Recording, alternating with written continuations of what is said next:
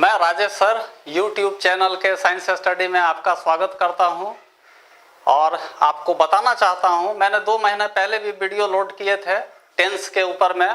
आप चाहें तो जाकर देख सकते हैं, साइंस स्टडी के YouTube पर जाकर देख सकते हैं। मैं चाह रहा था, इस बात को मैंने फोकस भी किया था कि मैं कंपटीशन के लिए भी लेकर आऊँगा कुछ वीडियो। किसी टेक्निकल वजह के कारण मैं 2 महीने से वीडियो नहीं दे पा रहा था दोस्तों, इसके लिए क्षमा चाहूँगा। लेकिन मैं फिर से उपस्थित हूँ और मैं वीडियो बनाने का प्रयास करूँगा आगे भी आप लोगों के लिए। और मुझे उम्मीद है कि आपका समर्थन और प्यार मुझे जैसे मिला है वैसे मिलता रहेगा। आइए मैं कोशिश करता हूँ आप लोगों को, खास करके NDA और NA मैं आज लेकर आप लोगों के लिए आया हूँ। आपको केवल समझना है कि अगर आप चाहते हैं कि मैं किसी कंपटीशन को क्रैक करूं, मैंने बिहार के लिए भी फोकस किया था। अगर बिहार के विद्यार्थी हैं, +2 के विद्यार्थी हैं बिहार के 11 या 12 के, तो वो भी इसका लाभ उठा सकते हैं। और खास करके जो इंटरेस्टेड हैं हमारे इस NDA और NA के कोर्स को समझने के लिए, इस कंपटीशन को फेस करना चाहते हैं, निकालना चाहते हैं, तो उनके लिए ये वीडियो बहुत ही इंपॉर्टेंट होगा। इसीलिए मैं चाहूँगा कि आप कॉपी और पेन लेकर बैठें ताकि आप इसके मेन ट्रिक्स को लिख सकें और इसका लाभ उठा सकें। आइए दोस्तों, पहले जानते हैं NDA यानी national defence academy, NA means national academy. इन दोनों परीक्षाओं को आप अगर फेस करना चाहोगे तो उसमें एक सेक्शन आता है इंग्लिश सेक्शन। मैथ के सिवा, GK के सिवा जो एक सेक्शन आता है वो इंग्लिश सेक्शन आता है, जो 200 मार्क्स का होता है। मार्क्स अब हम लोगों को ये चीज समझना है कि ये 200 मार्क्स जो हम लोग गेन करेंगे NDA और NA के लिए, और इंग्लिश को क्रैक करेंगे हम लोग एग्जामिनेशन में, और निश्चित रूप से करेंगे। आप अगर इसको ध्यान से देखते हैं तो मैं 100% एफर्ट देने के लिए तैयार हूं और मुझे उम्मीद है कि आप भी इस वीडियो से काफी लाभ उठा पाएंगे। केवल आपके अटेंशन की आवश्यकता है मुझे। आप देखिएगा कि 200 मार्क्स जो आपसे पूछे जाते हैं, हर एक सवाल आपको 4 नंबर यानी कि 4 मार्क्स प्रोवाइड करता है। 50 सवाल पूछे जाएंगे और 50 सवाल में आपको 200 मार्क्स गेन हो जाएंगे। तो आपको कोशिश करना है कि 50 सवाल में से 50 सवाल हल करना है। पहला हमारा एफर्ट होगा कि 50 सवाल में 50 सवाल हल करना है। सभी क्वेश्चन का जो बेस होगा वो ऑब्जेक्टिव बेस होगा। आपको विकल्प दिए जाएंगे, उन विकल्पों में से एक सही विकल्प को चुनना है। तो आइए हम लोग प्रयास करते हैं, देखते हैं, कोशिश करते हैं इसको समझने की। NDA और NA में जाने के लिए जो इंटरेस्टेड है विद्यार्थी, उसको ध्यान से देखेंगे कि इंग्लिश सेक्शन में 200 मार्क्स का सवाल पूछा जाएगा और इसमें जो अहम भूमिका निभाएगी वो है ग्रामर सेक्शन हमारा। ग्रामर सेक्शन से आपको जो सवाल पूछे जाएंगे उसके 2 बेस होंगे, 2 फॉर्म होंगे। पहला फॉर्म जो आपसे पूछा जाएगा वो कॉमन एरर,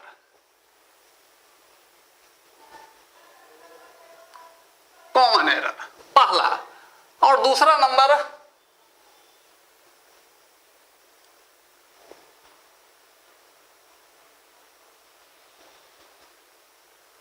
सेंटेंस इंप्रूवमेंट। ये 2 फॉर्म से आपसे सवाल पूछे जाएंगे और आपके ग्रामर को चेक किया जाएगा। ये 2 फॉर्म होंगे सवाल पूछने के और आपका ग्रामर सेक्शन को चेक किया जाएगा। लेकिन इस ग्रामर सेक्शन में इन दोनों सवालों को बनाने के लिए आपको ग्रामर के सेक्शंस जानने होंगे, जैसे नरेशन है, वॉइस है, टेंस है, क्लाउज है, बहुत तरह के और सब जो टॉपिक होते हैं ग्रामर में, जो टॉपिक होते हैं वो सभी जानने होंगे। प्रीपोजिशंस जानने होंगे, पार्ट्स ऑफ स्पीच की अच्छी जानकारी रखनी होगी। तब आप जाकर इन 2 सवालों को अच्छी तरह से समझ पाएंगे और सॉल्व भी कर पाएंगे। तो मैं आज इसी का प्रयास करूंगा और हम लोग अब इस वीडियो को समय लॉस ना करते हुए शुरू करते हैं और समझना चाहेंगे। तो सबसे पहले आज मैं उठाना चाहूंगा टेंस को। टेंस को आप अच्छी तरह से समझिएगा। मैंने पिछले वीडियो में प्रेजेंट इंडेफिनिट टेंस को, खास करके प्रेजेंट इंडेफिनिट टेंस के दोनों के संबंध, टाइम एंड टेंस दोनों के बीच आपस में क्या रिलेशनशिप है मैंने बताया था, और साथ में सिंपल प्रेजेंट टेंस के स्कोप को भी बताया था। और उसकी विशेषताएं भी बताई थी कि आपको सिंपल प्रेजेंट टेंस कहाँ यूज करना है और टाइम और टेंस के बीच कैसा गहरा रिलेशन है। अब हम लोग इसके दूसरे स्टेप को समझने की कोशिश करेंगे। आइए,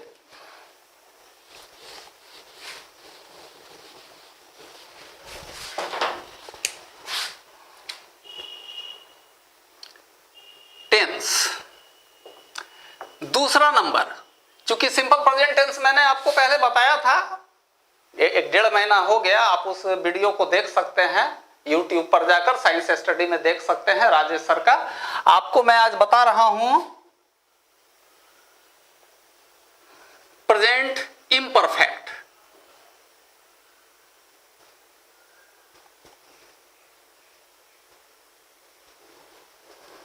प्रेजेंट इम्परफेक्ट टेंस, इसको प्रेजेंट कॉन्टिन्यूअस भी कहते हैं,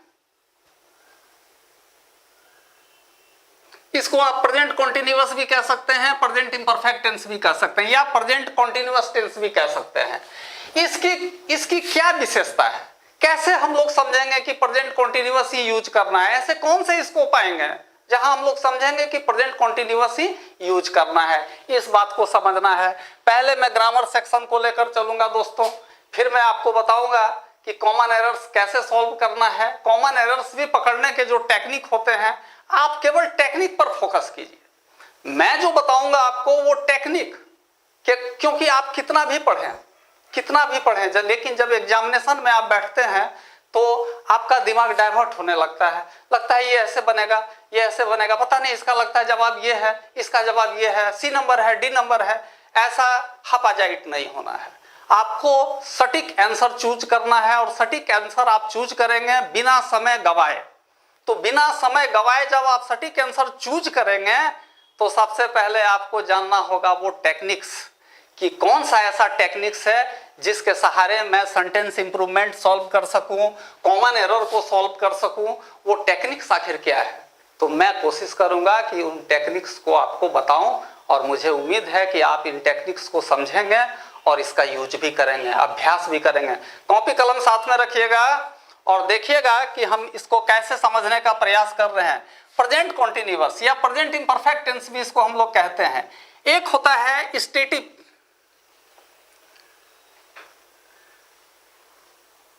पहला नंबर होता है स्टेटिव वर्ब्स, और दूसरा नंबर जो होता है वो है डायनेमिक वर्ब्स।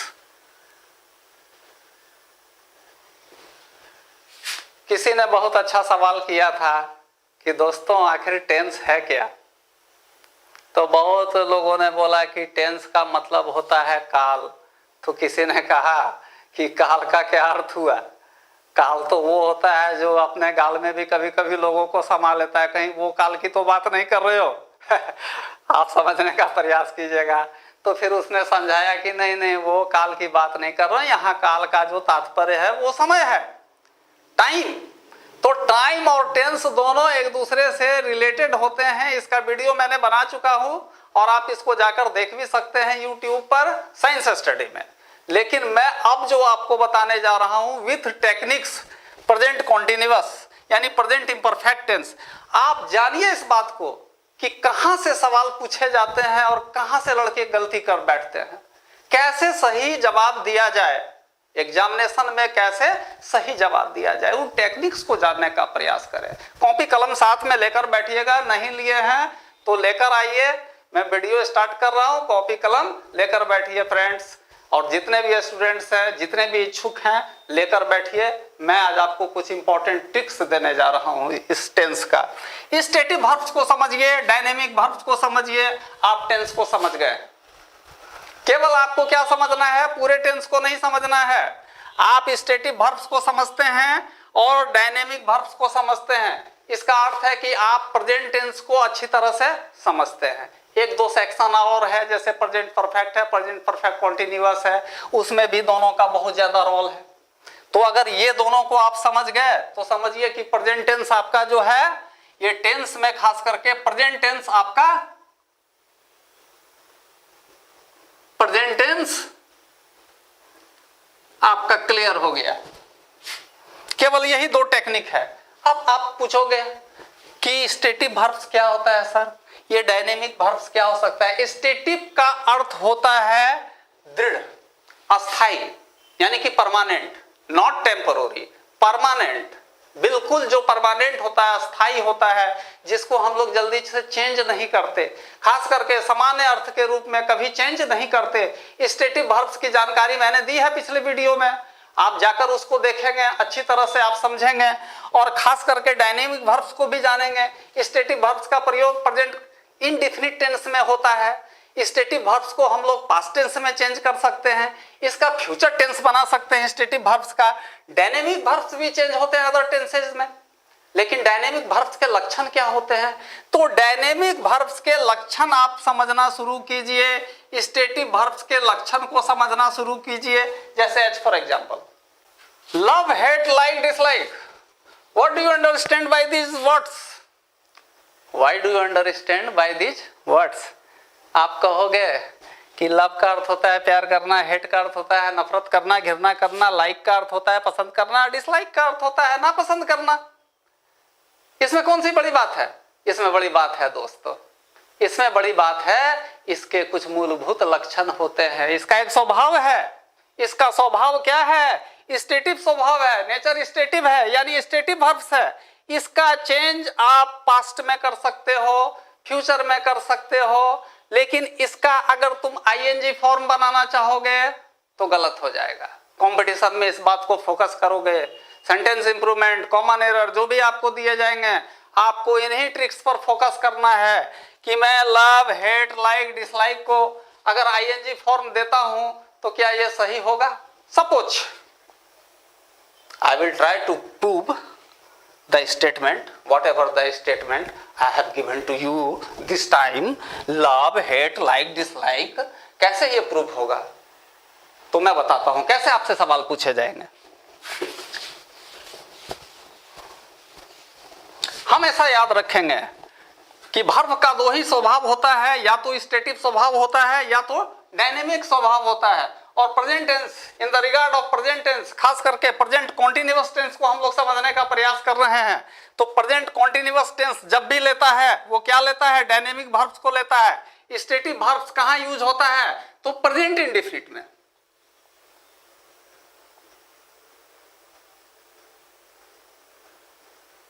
प्रेजेंट इंडेफिनिट में, इसको सिंपल प्रेजेंट भी कहते हैं, सिंपल प्रेजेंट भी कहते हैं। दो तरह से काम होता है दोस्तों, डोंकी टाइप या मोंकी टाइप। या तो गधे की तरह काम करो या तो बंदर की तरह काम करो। बंदर क्या करता है, वो बहुत तेज होता है, आप उसको फल दिखाइए तो वो नजदीक आएगा, और अगर फल नहीं दिखाइएगा तो नजदीक नहीं आएगा। आप उसको गाछ से उतारना चाह रहे हैं तो आपको कुछ दिखाना होगा, अदरवाइज आप नीचे उतरने का होगा तो वो नहीं उतरेगा। लेकिन गधे के पीठ पर कुछ भी लाद दो, उसको पता नहीं है, वो लेकर पहुंचा देगा। बेटे इस बात को समझो, गधे के पीठ पर या तो तुम कपड़े का गट्ठर डाल दो या फिर सोने का गट्ठर डाल दो, सोने का बोझ दे दो, उसको मालूम नहीं है, जहां कहोगे पहुंचा देगा। लेकिन बंदर के साथ ऐसी बात नहीं है, वो सब कुछ समझता है। तो हमें समझना है मंकी टाइप से समझना है कि स्टेटिव वर्ब्स और डायनेमिक वर्ब्स को हम तुरंत पहचान जाए। कंपटीशन में जो भी एग्जाम दे रहे हैं, एसएससी का दे रहे हैं, एनडीए का दे रहे हैं, एनए का दे रहे हैं, वर्ब से संबंधित जितने भी सवाल आपको पूछे जाएंगे वो आपको हिंट देगा। आपको हर सवाल में हिंट देगा, एक टेक्निक देगा। आप उस टेक्निक को जानते हैं, उस सवाल को बना देंगे। टेक्निक अगर चूक जाइएगा तो सवाल गलती हो जाएगा, और एक सवाल गलती होगा तो एनडीए में आपका 4 नंबर चला जाएगा। इस बात का ध्यान आप रखेंगे। कैसे पकड़ेंगे, स्टेटिव वर्ब्स का लक्षण क्या है, या तो होगा स्टेटिव मीन्स V1 और V5। Is it clear, V1 और V5। डायनेमिक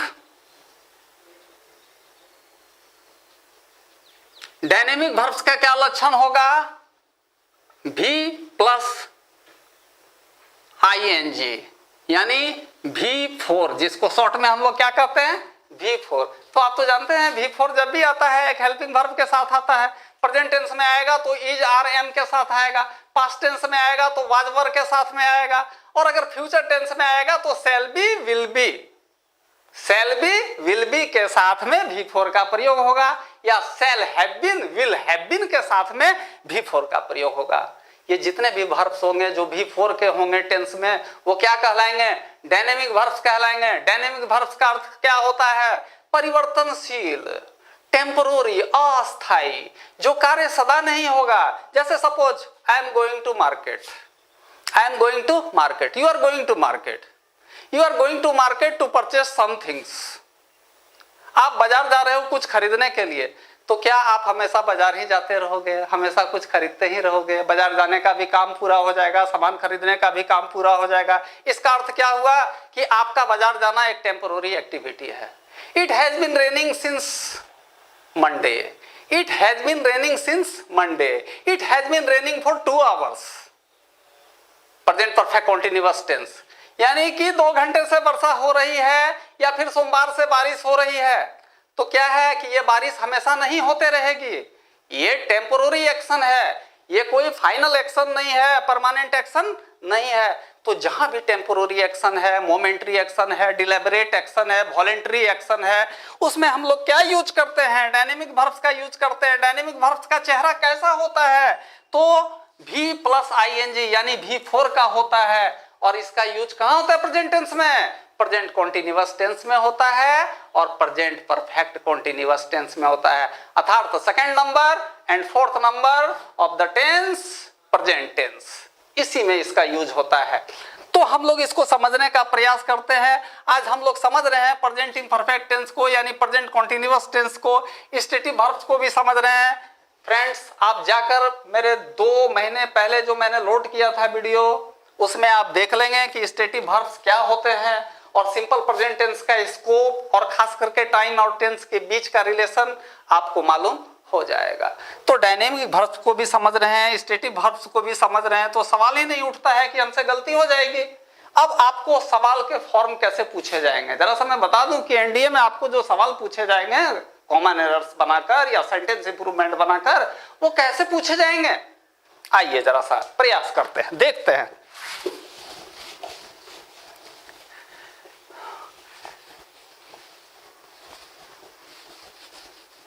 मिटा देता हूं अभी इसे, ताकि समझने में, एग्जाम्पल समझने में सुविधा हो।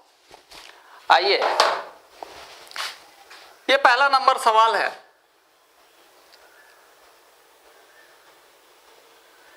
He getting up early in the morning.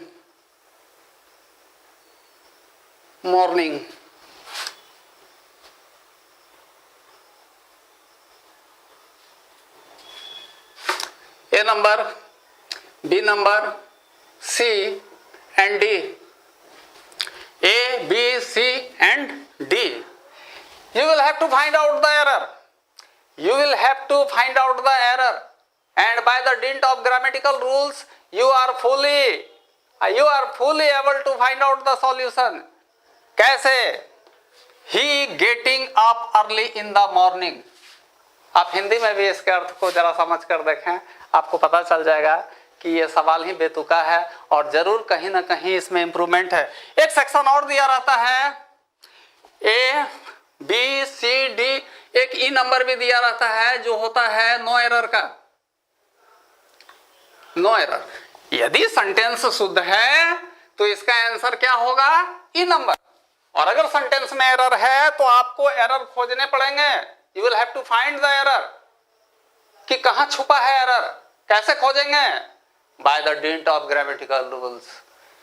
आपका रिप्लाई होना चाहिए, your reply should be by the dint of grammatical rule. Sir, I am fully able to solve the answers of the questions. I will fully able to solve the solution.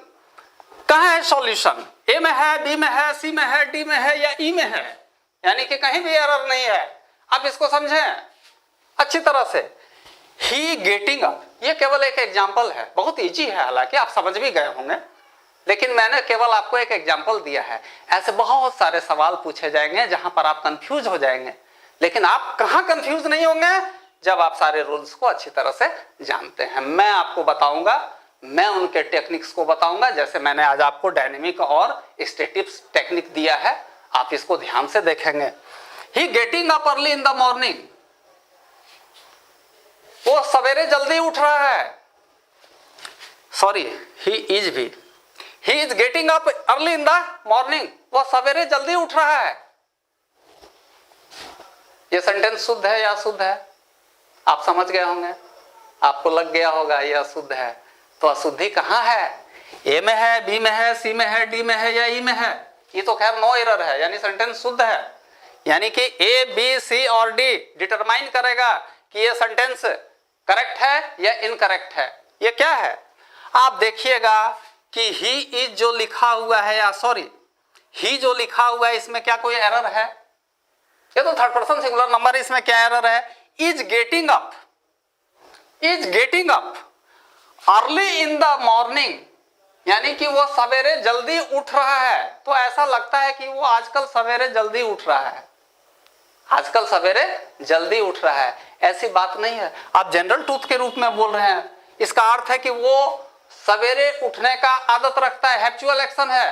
वो पहले भी सवेरे जल्दी उठता था, आज भी सवेरे जल्दी उठता है और नियर फ्यूचर में भी वो जल्दी ही उठेगा। इसका अर्थ क्या है? ये इसकी आदत है, इसे जल्दी सुबह उठने की आदत है, इसीलिए ही गेट्स अप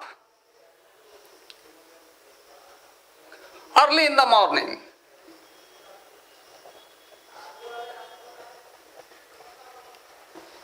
ये है शुद्ध, ये है करेक्ट। और ये जो इज गेटिंग अप है, ये टेम्पोररी क्रिया बना रहा है। इसी को समझना है कि कहां हम टेम्पोररी क्रिया यूज करेंगे, कहां स्टैटिक क्रिया यूज करेंगे। आइए देख ले। He is loving his mother, he loves his mother, I am going to market। 3 example, I have written 3 examples, I have written 3 examples on the board। and आपको समझना है कि ये तीनों एग्जाम्पल्स जो है किस किस वर्ब्स को शो कर रहा है। He is loving his mother, correct or incorrect? You will have to decide, correct or incorrect, you will have to decide। He loves his mother, correct or incorrect? I am going to market, correct or incorrect?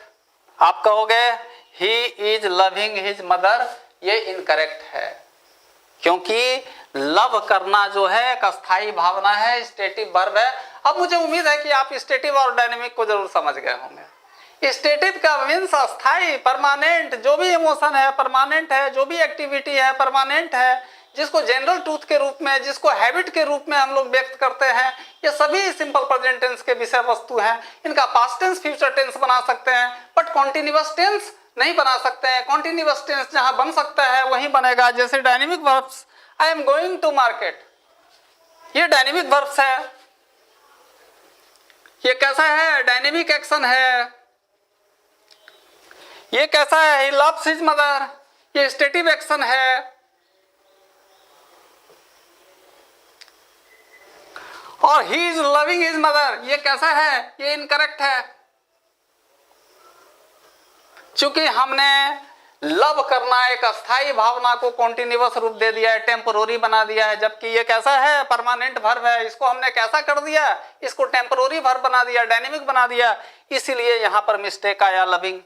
ऐसे ही आपको errors बनाने हैं, ऐसे ही sentence improvement बनाने हैं। मैं और भी सेक्शन लेकर अगले वीडियोज में आऊंगा, एनडीए के लिए और एनए के लिए।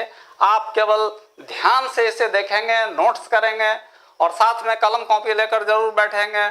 मेरे वीडियो को अभी तक अगर लाइक नहीं किया है, सब्सक्राइब नहीं किया है तो कर दें, ताकि मेरी अगली नोटिफिकेशन आपको आसानी से मिले। मैं वीडियो लेकर फिर से आऊँगा। Till then, good bye.